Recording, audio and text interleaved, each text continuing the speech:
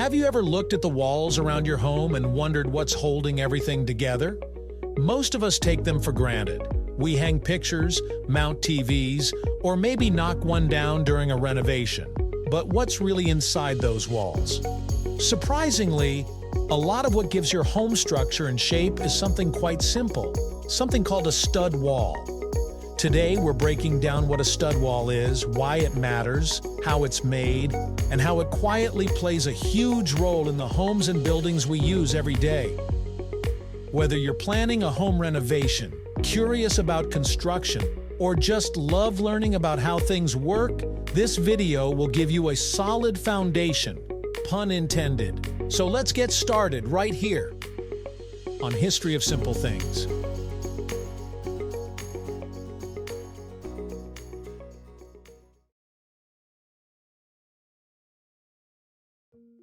At its core, a stud wall is a basic type of wall used in construction.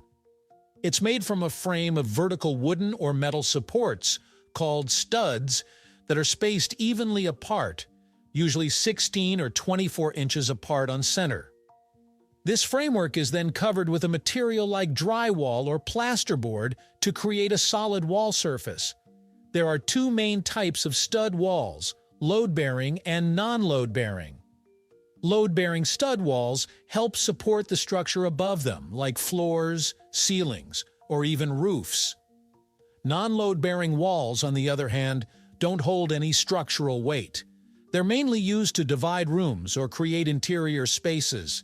So in a nutshell, a stud wall is the skeleton of the wall you see. It holds up what you don't see. Imagine peeling back the surface of a wall.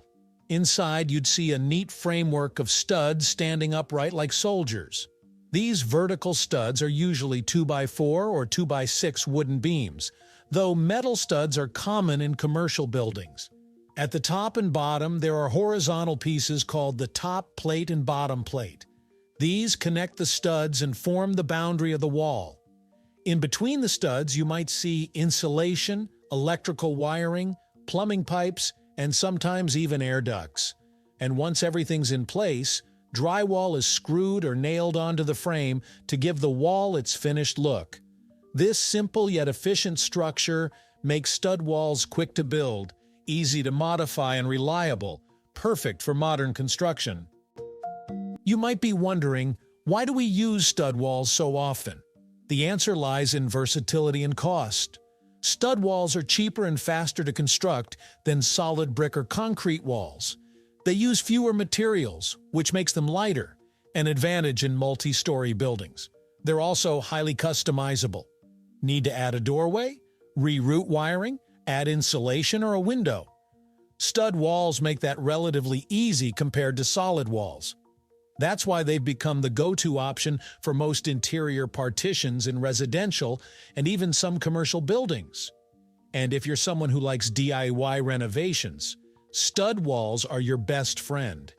You can cut into them, reframe parts, or patch them up with minimal stress, just as long as you know what you're doing.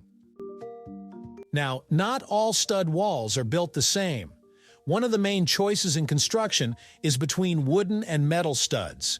Each has its pros and cons. Wooden studs are the traditional choice. They're easy to cut, screw, and handle. Plus, they're generally more affordable and better at insulating sound and heat. But they can be vulnerable to moisture, pests, and warping over time. Metal studs, on the other hand, are fire-resistant, lightweight, and won't warp or rot. That's why they're often used in commercial buildings. However, they're a bit trickier to work with and can conduct heat and cold more than wood, which might affect energy efficiency. So the choice between wood and metal comes down to the type of building, the environment, and your budget. Building a stud wall follows a pretty straightforward process, but it requires accuracy and planning. First, the layout is marked on the floor, ceiling, and walls to ensure everything lines up. Then, the bottom plate is fixed to the floor and the top plate to the ceiling or upper structure. Once those are in place, the vertical studs are added, usually 16 inches apart from center to center. This spacing allows for standard drywall sheets to fit perfectly with minimal cutting. If there's a door or window, special framing elements like headers, cripples, and trimmers are added to support and reinforce those openings.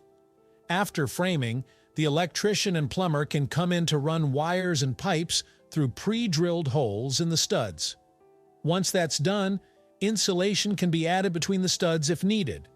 Finally, drywall is attached, joints are taped and mudded, and then it's ready for paint or wallpaper.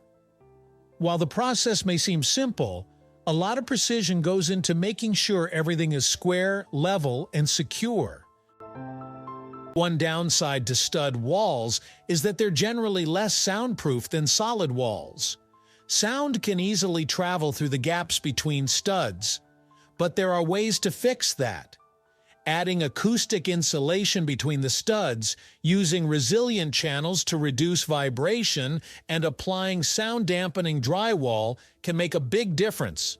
Similarly, to improve energy efficiency, thermal insulation can be inserted into the wall cavity, especially in exterior walls. Insulated stud walls can help maintain indoor temperatures and reduce noise, turning a basic framework into a more comfortable and private space. Stud walls may be simple, but that doesn't mean you can cut corners. One common mistake is not knowing whether a wall is load-bearing before removing it. Taking down a load-bearing stud wall without reinforcement can cause serious structural issues.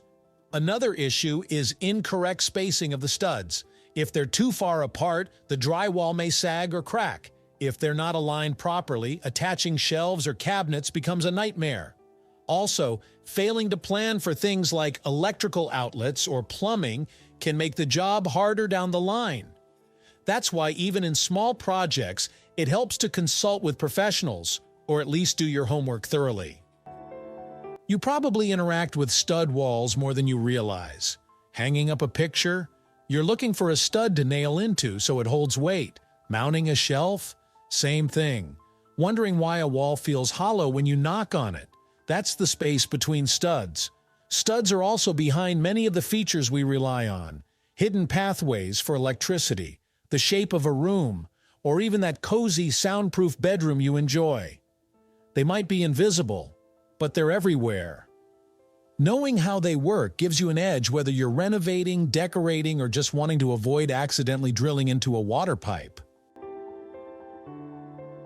So, the next time you walk into a room, take a second to appreciate the invisible architecture that keeps it standing. Stud walls may not be flashy, but they are the quiet champions of modern construction. They're simple, effective, and endlessly adaptable. From supporting roofs to holding up coat hooks, stud walls shape the way we live, one vertical beam at a time. Thank you for watching. If you have suggestions for our next video, feel free to share them in the comments below. We'll be sure to give you an acknowledgement for your contribution. Thank you for joining us on this journey through the history of simple things. Don't forget to like, subscribe, and stay tuned for more stories woven through the smallest details.